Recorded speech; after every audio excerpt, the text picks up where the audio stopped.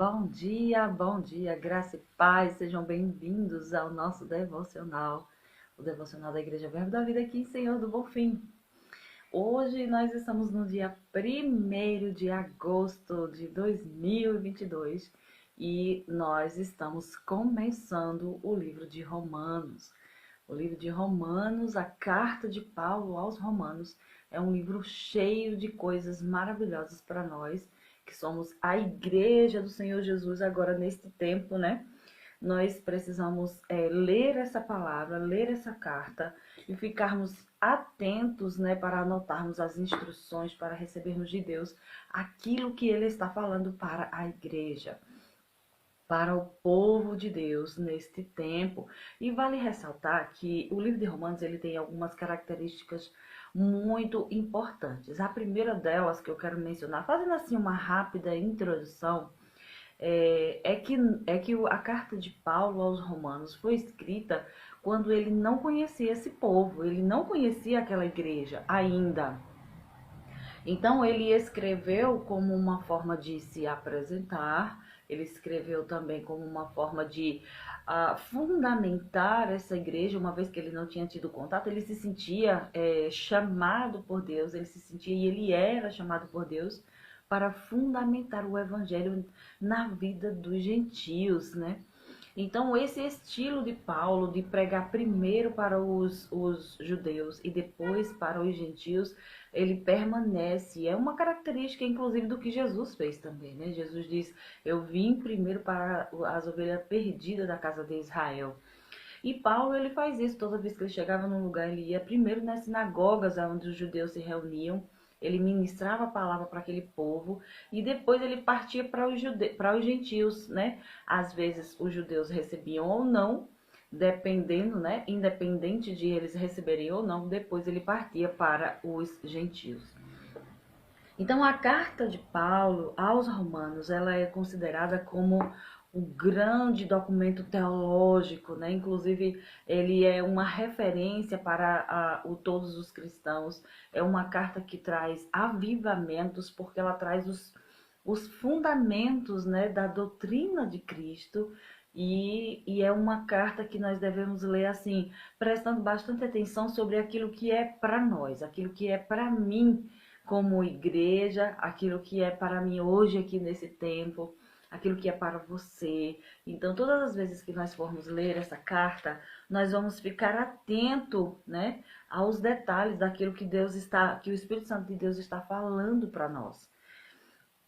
E o propósito, né, de Paulo ter escrito essa carta, vou até ler aqui na minha Bíblia, tem um propósito assim: em vista de seus planos pessoais, Paulo escreveu para apresentar-se a uma igreja que nunca tinha visitado e, ao mesmo tempo, ele apresentou uma declaração completa e ordenada dos princípios fundamentais do evangelho que pregava.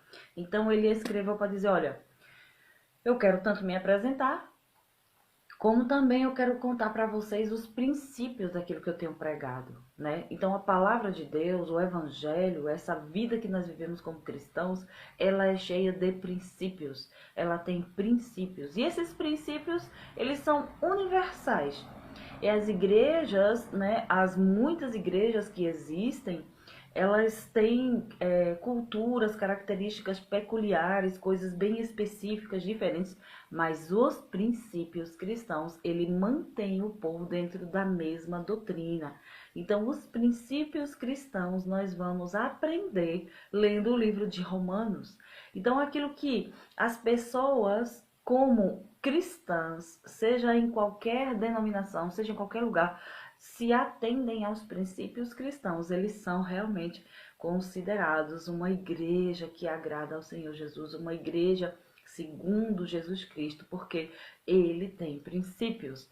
E obedecendo aos princípios, o que acontece? A gente tem os resultados que o próprio Evangelho garante para nós, né? Então, vamos começar a nossa leitura. Hoje nós vamos ler, eu quero apenas pontuar algumas coisas, algumas questões muito importantes a respeito dessa leitura. Não dá para fazer muitos comentários para o vídeo não ficar muito extenso, porque nós vamos ler o capítulo 1 inteiro. Olha só Que carta poderosa, né? Paulo começa dizendo assim, Paulo, servo de Jesus Cristo, escolhido para ser apóstolo e enviado a pregar o evangelho de Deus. Então, ele já começa se apresentando. Ele diz, olha, eu sou um servo. Ou seja, o servo é aquele que trabalha como se fosse escravo, né? Ele não trabalha por outro motivo, ele trabalha porque ele se sente na obrigação de fazer aquilo, né? E apóstolo, ele menciona aqui como alguém enviado. Então, ele é escolhido para ser apóstolo. O apóstolo é aquele que tem a característica de receber uma missão e de ser enviado. Então, Paulo, ele é considerado um apóstolo como é que chama? Fundacional. Eu estava tentando encontrar o termo fundacional, ou seja, ele foi chamado para fundamentar a doutrina de Cristo aos gentios, a ensinar, a fundamentar. Então, o que foi que aconteceu? Jesus apareceu para ele. Uma das características do apóstolo era aqui, um dos requisitos era ter visto o Senhor Jesus, ter andado com ele, recebido diretamente de Jesus para poder ensinar segundo aquilo que ele ensinou, que ele orientou. E embora Paulo, você deve estar se perguntando, mas Paulo não andou com Jesus, Paulo não viu Jesus pessoalmente, fisicamente, né? Porque quando ele se converteu, Jesus já tinha sido ressuscitado, já tinha sido assunto aos céus, já tinha sido elevado aos céus. E só que tem um detalhe muito, muito importante. O próprio Jesus apareceu para Paulo e ensinou para ele tudo o que ele deveria pregar, tudo que ele deveria anunciar. Então, Paulo, ele apresenta-se desse jeito, ó.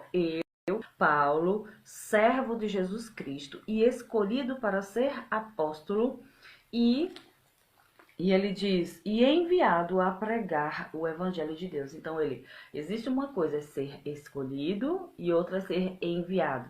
Ele foi escolhido por Deus e foi enviado, comissionado. Ele foi enviado em uma missão, né?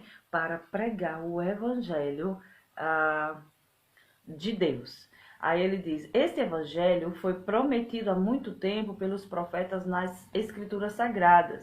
É a boa nova a respeito de seu filho, que tomou a forma humana, tendo nascido da linhagem e da descendência de Davi, e que, mediante o Espírito de santidade, foi declarado Filho de Deus, com poder, ressurgindo dentre os mortos, Jesus Cristo, nosso Senhor. Então, o que é que ele apresenta aqui? Que o evangelho que ele prega foi o plano de Deus, né? Realizado através de seu Filho Jesus Cristo. Ele é o Filho de Deus. E aqui ele já apresenta as duas características da natureza de Cristo. Cristo, Jesus Cristo. Inclusive o nome Jesus Cristo não é um nome duplo somente para parecer tipo Gabriel, Arthur, vamos dizer, João Arthur, vamos dizer, porque são um nome duplo que a gente faz. Mas Jesus, o nome nascido segundo a carne, que o anjo disse, você vai pôr o nome dele de Jesus, como filho do homem, como nascido da carne, como nascido do ventre de Maria, como a parte humana, ele é Jesus. E Cristo, porque a palavra Cristo quer dizer o ungido, o enviado, o prometido, aquele que era a promessa.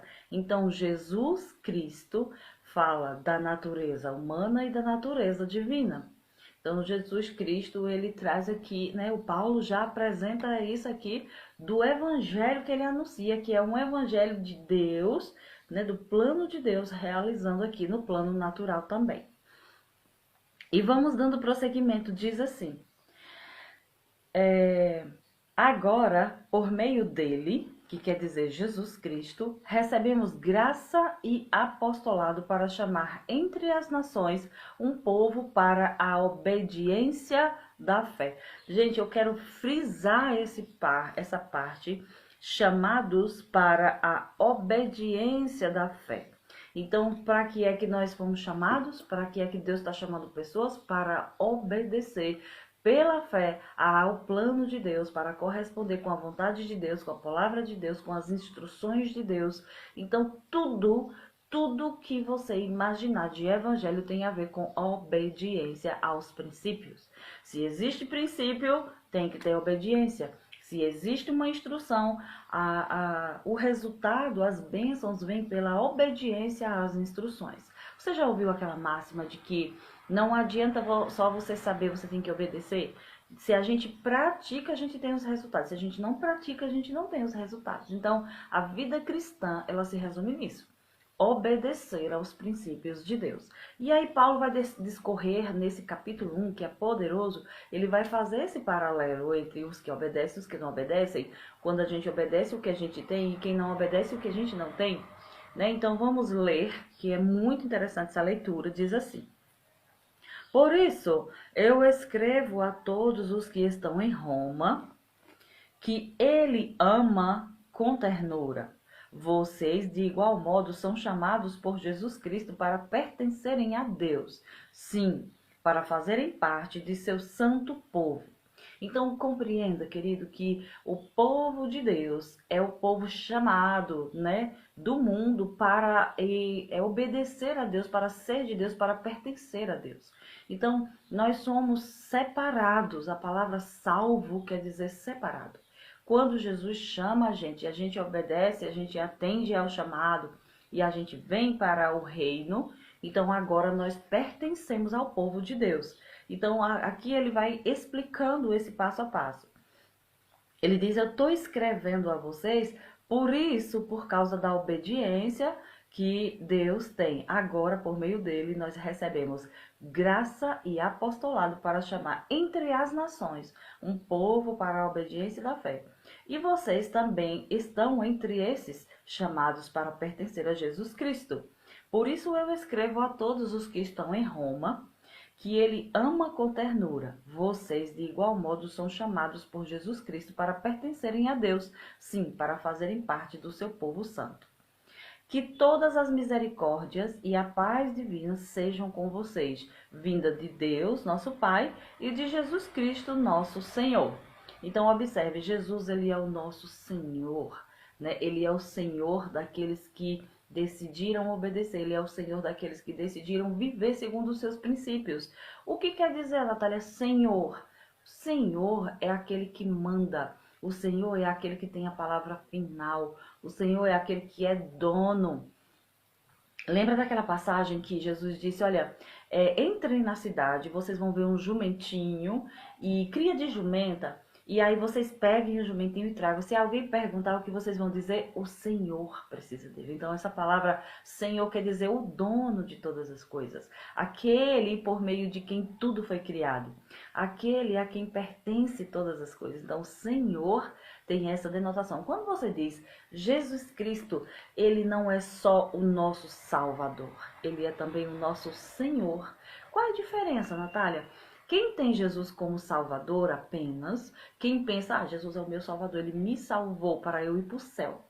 Só que essa pessoa, ela acha que ela ainda tem o controle da própria vida, ele ainda tem eu faço o que eu quero, porque a vida é minha. Só que, quando você entende que Jesus é seu único e suficiente Senhor e Salvador, você entende, ele é o dono da minha vida. Então ele decide, ele sabe o que é melhor para mim, ele vai me instruir na direção certa, ele vai me conduzir, então a minha vida agora não é mais minha. Talvez por isso muita gente não se sinta confortável com o evangelho, não se sinta confortável em entregar a vida a Jesus, porque ele exige muito daqueles que vão segui-lo. Ele não exige nada do que não querem obedecer a ele, não quer seguir a ele, mas dos que seguem a ele, dos que querem se tornar discípulos, ele exige muito. Por quê? Porque nós não precisamos apenas ser seguidores de Jesus no sentido, mas obedientes como servos, como filhos amados. Então, quando a gente diz que Jesus ele é Senhor e Salvador, você está dizendo, ele me salvou e agora ele também é dono da minha vida. Então, a direção da minha vida eu dou a ele. Ou seja, quem está no volante da sua vida? Quem está na direção? Quem é que está tomando as decisões para que lado vai, para que lado fica, para que lado você permanece? Se você faz a vontade dele ou não. Quem é que está no controle? Se for Jesus, então ele está direcionando a sua vida, então ele é Senhor da sua vida. Se antes de tomar as suas próprias decisões você consulta ele, você dá a ele, né, a primazia sobre a sua vida, então ele é seu Senhor. Então nós cristãos, nós não temos Jesus apenas como nosso Salvador, ele é também o nosso Senhor, dono da nossa vida. Amém? Então ele diz assim, ó, no 8: em primeiro lugar, saibam que por onde quer que eu vá, eu ouço a respeito de vocês. A fé que vocês têm em Deus está sendo conhecida por todo mundo. Quão grato sou a Deus, através de Jesus Cristo, por esta notícia tão boa e pelo que diz respeito a cada um de vocês. Deus é testemunha de quantas vezes me lembro de vocês, dia e noite. Levo vocês e todas as suas necessidades em oração àquele a quem eu sirvo com todas as minhas forças, contando aos outros a boa nova sobre o seu filho. E uma das coisas pelas quais eu continuo a orar é a oportunidade de eu finalmente ir vê-los, se Deus quiser, e sendo possível fazer uma boa viagem. Quero muito vê-los, para que assim eu possa repartir com vocês algum dom espiritual para fortalecê-los, quer dizer, para que eu e vocês sejamos animados mutuamente pela fé.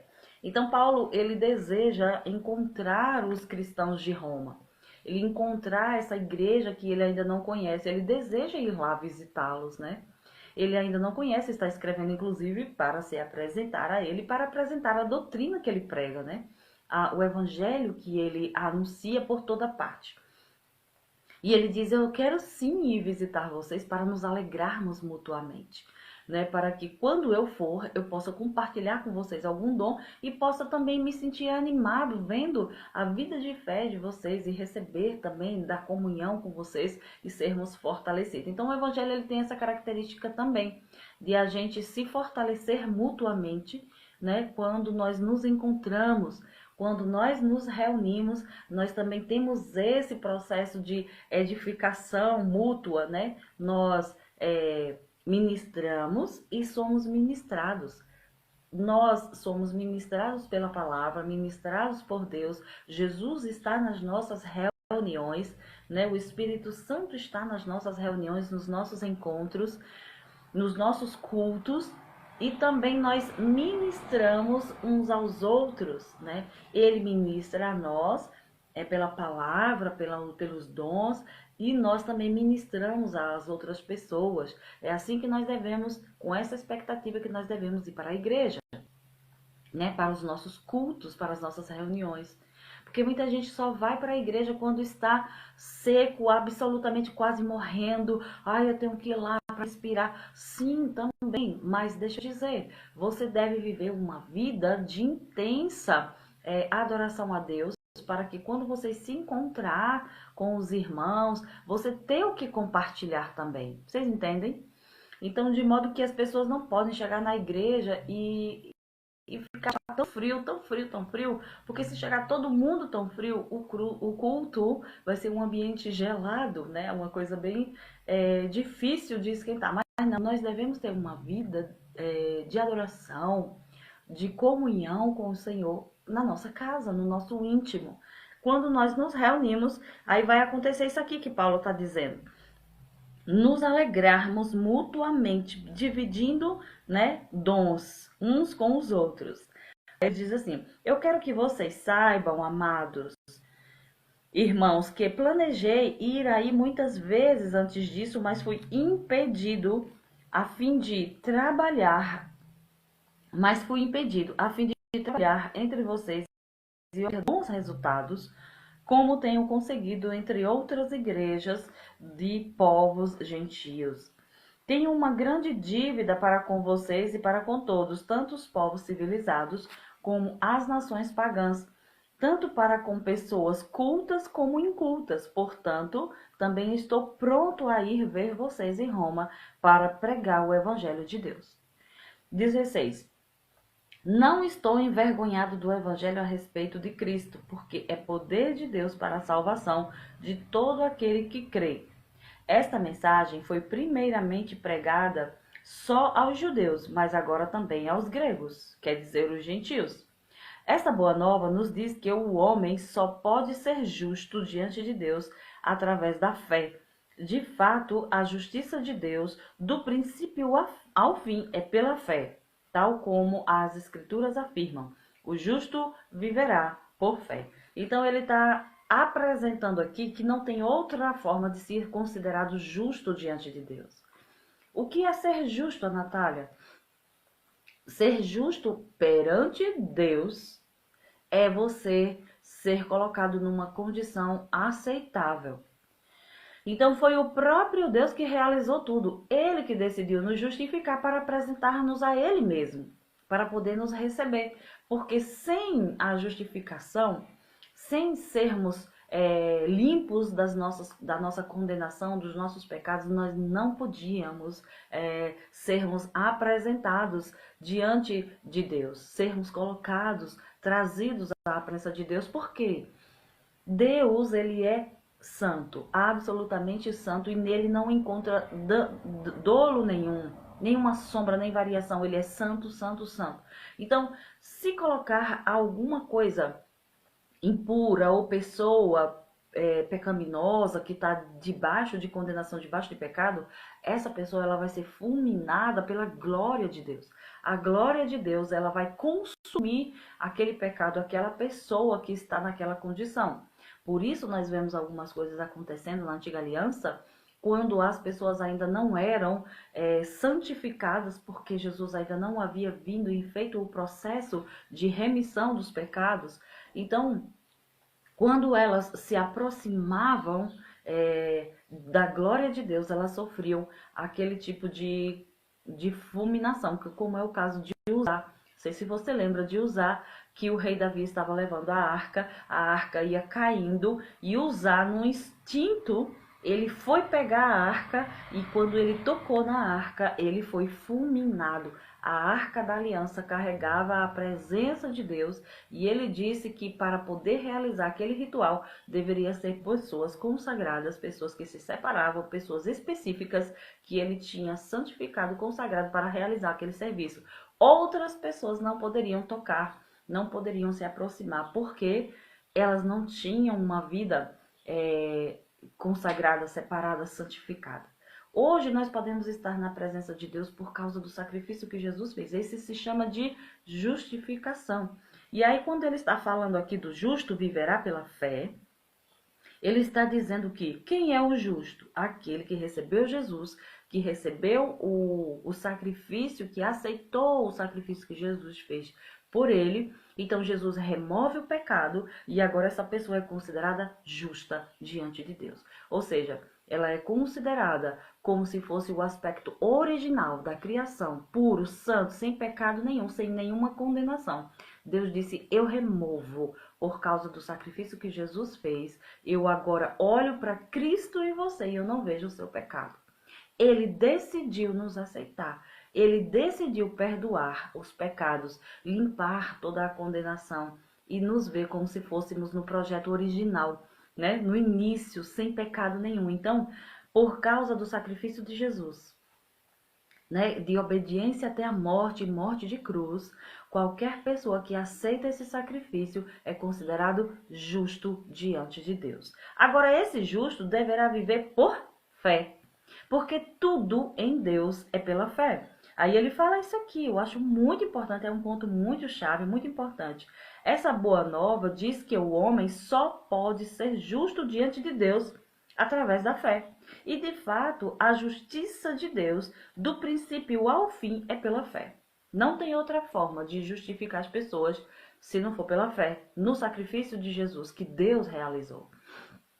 Ah, Natália, mas eu não posso me tornar justa fazendo boas obras, fazendo caridade? Não. Ah, Natália, mas e se eu rezar muito e eu não vou me tornar justa diante de Deus? Não. E se eu me separar e eu me envolver com outras coisas sem nascer de novo, sem entregar a vida para Jesus? Não tem como. Porque se fosse possível, Jesus não precisava ter vindo e morrer naquela cruz. Ele morreu porque ele sabia que não tinha outra forma de nós voltarmos para Deus, de nós sermos religados em Deus, se não fosse por meio de Cristo Jesus. Então ele está falando aqui que essa boa nova, esta é a boa nova. É para eu pregar, eu e você pregarmos. Olha, em Jesus Cristo, Deus reconciliou todos aqueles que creem. Se você crê em Jesus, se você aceita o sacrifício que ele fez por você e você recebe e devolve e entrega a sua vida para ele, Deus te aceita como justo. Deus, ele tira os seus pecados e ele te aceita de novo na presença dele. Só Jesus é quem limpa pecado. Só Jesus, só a fé em Cristo Jesus, é só acreditar. Se não acreditar, não é justificado. Então é pela fé, é por acreditar, é por crer. Ah, mas eu não creio em Deus, eu sou ateu, não acredito em Deus. Pronto, então você não é justo. Não tem como alguém ser justificado diante de Deus sem ser pela fé. Tem que ser pela fé naquilo que Deus, próprio Deus, está realizando. Porque Jesus veio, porque Deus mandou. Amém? Aí diz assim, o justo viverá pela fé. Aí aqui, queridos, no 18 começa a falar sobre a ira de Deus contra o pecado. Vamos ler? Deus, entretanto, mostra do céu a sua ira contra todos os homens pecadores, maldosos, que repelem a verdade em troca da injustiça. Olha só, eu falei de justiça e falo agora de injustiça. O que é a justiça? A justiça de Deus é: eu te aceito se você acreditar no que eu estou fazendo. E a injustiça é: eu não aceito o Senhor, eu não acredito nesse Deus. Deus para mim é uma filosofia, uma ideologia, para mim ele não existe. Pronto, então você é injusto. Então quem é o justo? Quem acredita em Deus, quem acredita no plano que ele realizou e quem aceita. Ele considera justo e essa pessoa agora vai viver pela fé. Do princípio ao fim, tudo é pela fé. E a injustiça, ele está falando é o que, ó? Deus, entretanto, mostra a sua ira contra todos os homens pecadores. Quem são os homens pecadores? São aqueles que decidiram não acreditar em Deus e continuar vivendo a sua vida do jeito que sempre viveram. Porque nós que cremos, nós vivíamos do nosso modo, mas quando nós ouvimos falar que Deus tinha um plano melhor, que Deus estava com um plano de nos restaurar, de nos trazer para perto, nós acreditamos nessa boa notícia e nós viemos para Jesus e aí ele disse que agora nós somos justos. Ai, Natália, você está dizendo que você é toda certinha? Não, eu estou dizendo que ele me aceitou. Eu era toda torta, todos nós pecadores, mas aí quando a gente aceita Jesus, ele é o Cordeiro de Deus que tira o pecado e agora ele aceita a gente como justo. Porque ele tem o poder para tirar pecado, ele tem o poder para purificar. Mas quem não acredita permanece chamado de pecador e permanece chamado de injusto. E essa é a injustiça. Amém? Pois a verdade sobre Deus, aí ele diz assim, ó, Deus mostra, entretanto, mostra do céu a sua ira contra todos os homens pecadores, maldosos, que repelem a verdade. O que é repelir a verdade? É resistir à verdade. Qual é a verdade? Deus realizou um plano de salvação. Ele enviou Jesus para que ele pudesse morrer como sacrifício pelos pecados da humanidade. Mas as pessoas rejeitam essa verdade e ficam com a verdade delas. Ah, eu não acredito. Então, tudo bem. Aí ele diz que do céu Deus mostra a sua ira contra esses homens pecadores, maldosos, que repelem a verdade em troca da injustiça. Pois a verdade sobre Deus, olha só. Ah, Nathalie, tem uma verdade. Ah, mas eu aprendi que tudo é relativo, nada é verdade. Pois é, mas Deus é verdade. Quer a gente acredite ou não, ele continua sendo verdade. Né? O plano dele é a verdade, Jesus é a verdade. E quer as pessoas acreditem ou não, ele continua sendo verdade. E ele vai ser verdade naqueles que acreditam. É tudo por acreditar. Aí diz assim, pois a verdade sobre Deus é revelada entre eles, porque Deus a manifestou. Desde a criação do mundo, as qualidades invisíveis de Deus, ou seja, o seu poder eterno e a sua natureza divina, são vistas pelos homens claramente. Elas podem ser compreendidas por meio das coisas criadas, Assim, eles não terão desculpa alguma. Ah, Natália, mas eu nunca vi Deus, eu nunca conheci Deus. Pronto. Ver a Deus ninguém nunca viu. Mas a gente viu a sua manifestação, a sua glória, as coisas que ele criou. E a palavra está dizendo que os homens viram a criação. Sabe, existem princípios dentro de cada pessoa que são colocados pela própria divindade, a vida, a honra, o respeito. Todo mundo se escandaliza quando vê uma coisa muito imoral. A gente se escandaliza quando vê algo muito abominável. Então significa o quê? Dentro de cada pessoa, dentro de cada ser humano tem uma instrução divina do que do que Deus se agrada e do que não se agrada. Mas as pessoas, mesmo conhecendo, mesmo tendo isso dentro delas, e mesmo olhando a grandiosidade da criação, elas não acreditaram e não reverenciaram a Deus. E elas decidiram ficar com o que elas achavam. É disso que Paulo está falando aqui nessa carta, né? Princípios elementares, que é arrependimento das obras mortas, a fé em Deus para a justificação. Exatamente. Então, são os princípios que Paulo está apresentando nessa carta. Então, olha aqui. Ele diz assim, elas podem ser compreendidas por meio das coisas criadas, assim eles não terão desculpa alguma. Por que não pode ter desculpa? Você nasceu. Você viu o sol, você viu a natureza, você viu as coisas que eu criei, você viu as coisas poderosas que Deus realizou? Vi. E por que você não acredita? Ah, não acredita em Deus. Então quem foi que criou todas essas coisas? Foi o ser humano? Então pessoas começam a endeusar seres humanos e a desconsiderar a verdade de Deus. E aí começa, por causa desse tipo de postura, aí começa a degradação. Vamos ver o que acontece quando as pessoas decidem desconsiderar a verdade sobre Deus e aceitar somente aquilo que é humano. Isso começa a trazer degradação para os próprios seres humanos. Olha só, diz assim. Aqui diz assim: sim, eles sabiam de Deus, mas não admitiram e nem o adoraram, nem mesmo agradeceram a ele. O resultado foi que as suas mentes insensatas ficaram confusas e em trevas. Trevas tem a ver com ignorância. Trevas tem a ver com a falta de luz, claro, né? Evidente, treva é falta de luz. Então, por que as mentes deles ficaram em trevas? Porque eles decidiram rejeitar a verdade que os tornava, como posso dizer, iluminados, a que traz luz.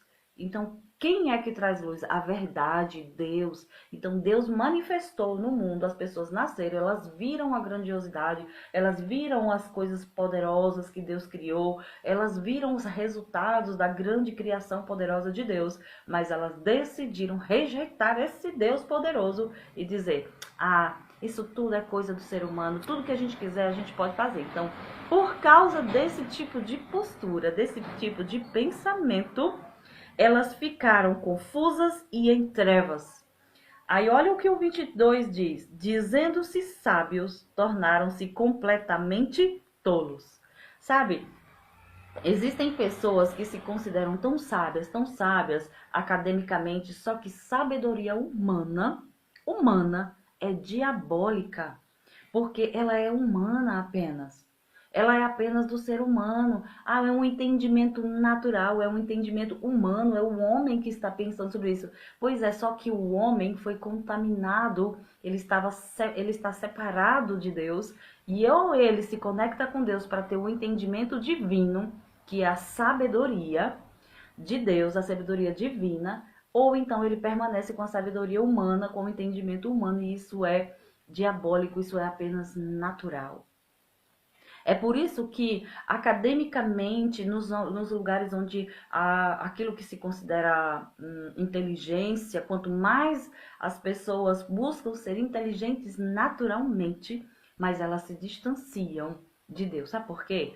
Porque é como se buscassem dizer, não, nós conseguimos resolver tudo. Tudo que eu quiser, é só pensar positivo, é só eu tomar a decisão, é só eu atentar para o poder da minha mente, que eu consigo resolver todas as coisas. Eu não preciso de Deus. Por que eu tenho que exercer fé em Deus se eu tenho habilidades? A minha mente tem capacidades maravilhosas. Eu não preciso de um Deus. Então, quando a gente tem essa postura, a gente está sendo nada mais, nada menos do que tolo.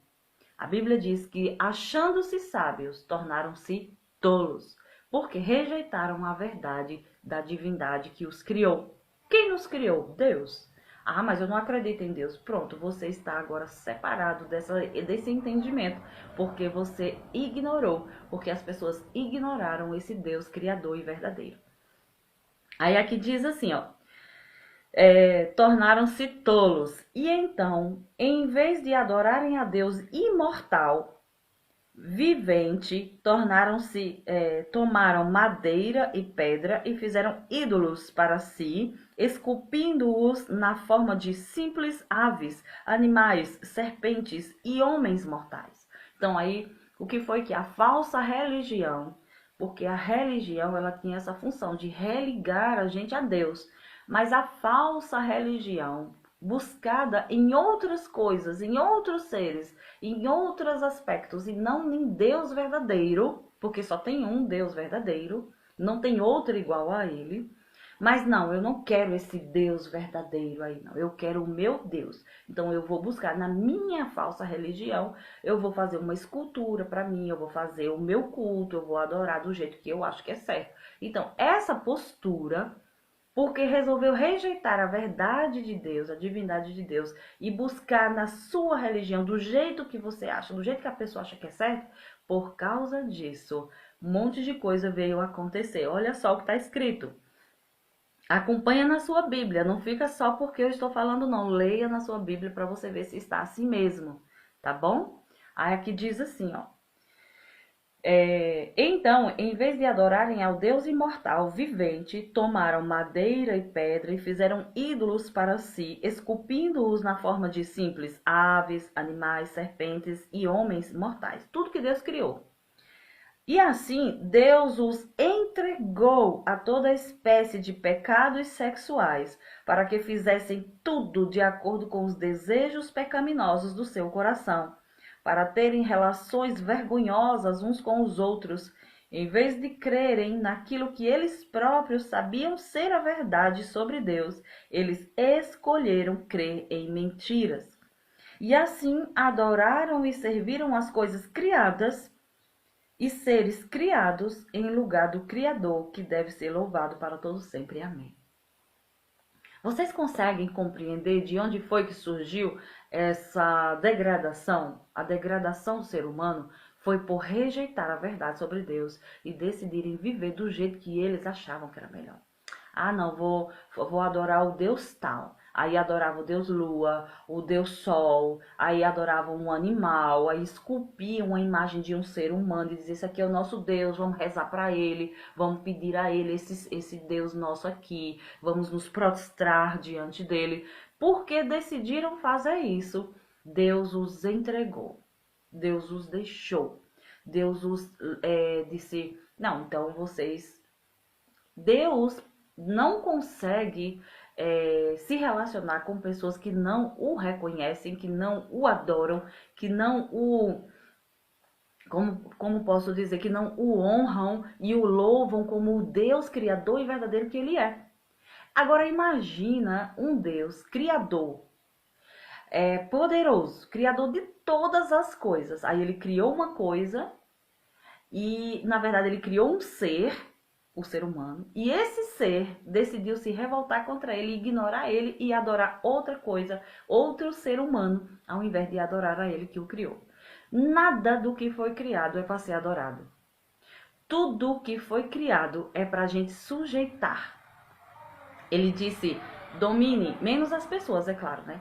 Domine, sujeite, administre a terra, a criação, os animais, as aves, a natureza, tudo subjugados Deus deu ao homem o poder, o domínio sobre as coisas criadas. Mas aí, porque decidiram afastar-se de Deus ou não acreditar em Deus, sabe o que aconteceu? Aconteceu o contrário, o homem começou a adorar as coisas criadas.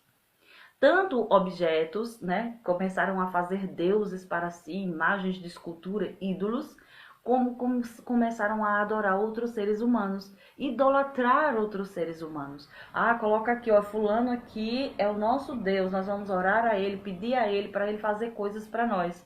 Isso é abominável diante de Deus, porque ele não pediu, ele não orientou que ninguém buscasse outro ser criado para adorar. Nós devemos adorar a Ele, porque Ele é digno de adoração, porque Ele criou todas as coisas. Ele é o dono de tudo, Ele foi quem criou tudo, foi Ele que decidiu fazer tudo. Então agora o que é que a criação tem que fazer? Adorar a Ele. Então, porque os seres humanos decidiram não fazer isso, ele os entregou, ele os largou, ele os deixou à mercê dos próprios desejos pecaminosos. E aí a Bíblia começa a relatar que por causa disso, eles mudaram a natureza das coisas, eles se inflamaram em paixões corruptíveis, coisas degradantes, e os homens começaram a ter desejos pelos próprios homens, e as mulheres pelas próprias mulheres, e começaram práticas homossexuais. Por quê? Decidiram abandonar a Deus, e Deus disse, então já que vocês não querem nada comigo, eu entrego vocês a vocês fazerem o que vocês quiserem com o próprio corpo de vocês. Então ele começou essa decadência, né? Aí aqui vem dizendo assim, ó, e assim Deus os entregou a toda espécie de pecados sexuais para que fizessem tudo de acordo com os desejos pecaminosos do seu coração, para terem relações sexuais vergonhosas uns com os outros, em vez de crerem naquilo que eles próprios sabiam ser a verdade sobre Deus.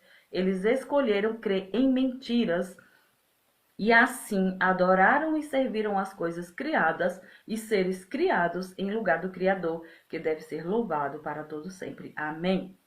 Esta é a razão pelo qual Deus os entregou a paixões pecaminosas, a tal ponto que até suas mulheres se voltaram contra o próprio plano natural que Deus tinha para elas e cederam aos pecados sexuais entre elas mesmas. E os homens, em vez de terem relações sexuais naturais, cada qual com sua mulher, arderam-se em paixão uns pelos outros, homens praticando coisas vergonhosas com outros homens, e como resultado disso, receberam o castigo merecido pela sua perversão. Qual foi o castigo recebido? Eles receberam no próprio corpo o juízo, tipo, Deus os entregou, Deus os largou, Deus os disse, então vocês podem fazer o que vocês quiserem, porque agora vocês não querem mais nada comigo mesmo, então Deus os entregou. Esse os entregou é como se fosse uma espécie de juízo, porque você decidiu não acreditar nele, então ele os entregou. Aí vem cada vez mais degradação, aí o homem vai acreditando em coisas piores ainda e vai vivendo de forma mais degradante ainda. Aí ele diz assim, no 28, acompanhe na sua Bíblia para você ter certeza que está escrito assim, tá bom?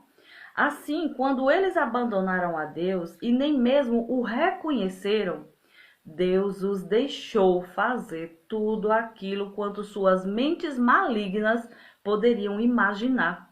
Suas vidas ficaram cheias de toda espécie de maldade e pecado, ganância, ódio, inveja, homicídios, brigas, mentiras, malícias e mexericos.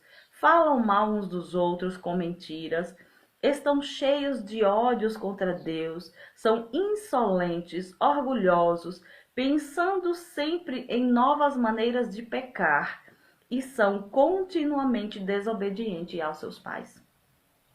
São insensatos, quebram suas promessas, tornam-se criaturas sem amor pela família e sem nenhuma compaixão. São perfeitamente sabedores de que são dignos de morte todos que praticam tais coisas. Contudo, continuam a si mesmo e as praticam de todas as maneiras, encorajando outros a agir do mesmo modo. Olha só, gente, que coisa forte. Isso é muito forte. É muito forte. Então, eles começaram a, por causa que eles decidiram ignorar Deus, rejeitar Deus. Então começou uma degradação. Eles começaram a fazer do jeito que eles achavam, viver do jeito que eles queriam. E aí começou a vir um monte de coisa, ganância, ódio, insolência. Então eles criticam Deus, eles insultam Deus, eles criticam a família, eles creem que podem acabar com tudo que Deus criou. Ah, que esse negócio é ultrapassado, que esse negócio não é mais assim e tal. E aí eles começam a ser arrogantes. E sabe o que acontece? A Bíblia diz, são dignos de morte todos os que fazem essas coisas e que encorajam outros a fazer. Então, a palavra de Deus, Paulo está escrevendo para a igreja de Roma, dizendo o que Deus, a doutrina de Deus, é uma doutrina básica. Isso aqui é básico, é o princípio do evangelho. Ah, é por isso que eu não gosto desse evangelho, esse Jesus que faz esse tipo de coisa com as pessoas. Mas ele é justo, ele providenciou uma solução. Ele está querendo somente que a gente se arrependa dos pecados que a gente vivia distante, da incredulidade, que a gente se arrependa e comece a crer no que ele fala. Creia no que ele fala, porque se você crê no que ele fala e você o buscar, ele aceita a gente, ele perdoa a gente, ele liberta a gente, ele limpa nós. Nenhum dos cristãos hoje nasceram santos, santo, não, todos eram pecadores. Mas aí acreditaram no que Jesus fez, acreditaram na palavra de Deus e por isso Deus nos lavou, Deus nos limpou, nós somos um povo redimido. Nós somos um povo que fomos justificados, fomos aceitos, porque ele fez alguma coisa, não fomos nós. Nós só fomos aceitos, nós só acreditamos. Então, qualquer pessoa que possa ouvir essa mensagem, eu digo, acredite no que Deus está fazendo, acredite na palavra de Deus, acredite no que o Espírito Santo está falando, arrependa-se dos seus pecados, arrependa-se dessa vida, dessa maneira velha de viver, vivendo e adorando tudo que você achava que era certo, mas procure conhecer o Deus verdadeiro e assim ele vai limpar você, ele vai limpar a sua vida, ele vai transformar a sua vida, ele vai aceitar a mim e a você e vai trazer para perto e vai nos ensinar a verdade através do nosso espírito. Então nós somos um espírito, temos uma alma e moramos nesse corpo. Então ele disse que por causa desse monte de pecado, eles receberão, as pessoas que insistirem em viver desse jeito, vão receber ira. Existe uma ira de Deus, não é contra as pessoas, é contra o pecado, porque o pecado é uma afronta contra Deus, porque Deus é santo, santo, santo, ele é poderoso, ele criou todas as coisas e todas as pessoas. E ele está esperando que as pessoas recebam a salvação, o resultado, né, a solução para o pecado e fique livre da ira que vai vir. Está chegando a ira de Deus, vai chegar um dia em que ele vai destruir todos aqueles que ainda permanecem na vida pecaminosa. Ai, Natália, mas eu conheço muito crente que vive em pecado. Gente, mas não é sobre isso. Eu estou falando sobre ser aceito por Deus. Se Deus me aceitou, quem é você para poder me apontar os pecados? Se Jesus me aprova. Então, a questão não é ser uma pessoa assim, santo, parecendo aquele negócio assim com aquela auréola lá que não faz mais nada, só fica voando por aí. Não, é aceitar como humano que nós somos, aceitar que alguém pagou a nossa dívida. E humildemente a gente vai lá e aceita. Esse é o processo da justificação. O justo viverá pela fé. O justo viverá pela fé. Amém? Então, eu creio que para não ficar muito longo, nós terminamos a leitura do capítulo 1 e nós vamos dar continuidade. Depois eu vou divulgar as características do livro de Atos, ou do livro de Romanos, né? Esse livro maravilhoso que ensina a teologia do Evangelho da graça de Deus em Cristo Jesus. Então, gente, eu sei que ficou assim bem corrido. Eu falei bastante, porque tem coisas muito importantes aqui, mas nós podemos dar continuidade nos comentários. Eu creio que esse vídeo vai parar no YouTube. Nós vamos agora trabalhar para também lançar os vídeos daqui do devocional lá no YouTube, para que outras pessoas possam ouvir, para que outras pessoas possam ter acesso também. Nem todo mundo tem Instagram, mas tem muita gente que acessa o YouTube com muito mais facilidade. E eu sei que eu e você seremos edificados, né, para fazermos a vontade de Deus, quando nós fizermos a vontade de Deus. Então, queridos, eu quero dizer para vocês, como é? Não sabia a hora que ia fazer o devocional. É porque eu comecei uma etapa nova hoje e eu quero mesmo ajustar o horário. Eu vou combinar com vocês um horário para que nós possamos fazer juntos esse devocional, quem puder, e deixar registrado. Então eu vou enviar nos stories uma enquete sobre o horário para que vocês possam opinar. E é bom vocês dizerem qual é um horário muito bom, porque com o ritmo de vida que a gente está tendo, fazer o devocional às 6 da manhã não está ficando viável, né? Então eu estou ajustando o horário, quero pedir a compreensão de vocês, quero pedir a participação de vocês também na enquete no Instagram que nós vamos colocar. Participem lá que nós vamos ajustar o horário e vai ser muito bom, a gente vai alcançar muitas pessoas também, no nome de Jesus. Tá certo, gente? E aquele nosso devocional, ele segue aquela nossa estrutura, né, do passo a passo. Então, nós vamos avançar para o que Deus tem para nós. Gente, eu vejo vocês amanhã, né? Exatamente, a Vitória está entendendo porque ela vem acompanhando já desde o início do ano, né? Que esse ritmo nosso, ele tá tava me trazendo alguns desgastes, porque a gente dorme tarde, aí acordar muito cedo, e para evitar alguns problemas naturais, eu tô procurando ajustar o horário do devocional, uma vez que a ideia é que nós eu gosto da frase de Roselon Lourenço, que ele diz que missionário bom é missionário vivo. Então a gente tem que tomar cuidado, né? Tem que ter cuidado com a disciplina, com o zelo com a nossa vida, no sentido de não ficarmos doentes, né? Então eu preciso dormir melhor, eu preciso fazer um devocional melhor também. Para isso eu preciso ajustar o horário. Às 6 da manhã estava ficando inviável e eu agora quero ver a possibilidade. Vou colocar algumas opções e vocês me ajudem a escolher, tá bom? Aleluia! Isso mesmo, Vitória diz assim, nós vamos acertar para ficar suave e bom para todos. Exatamente.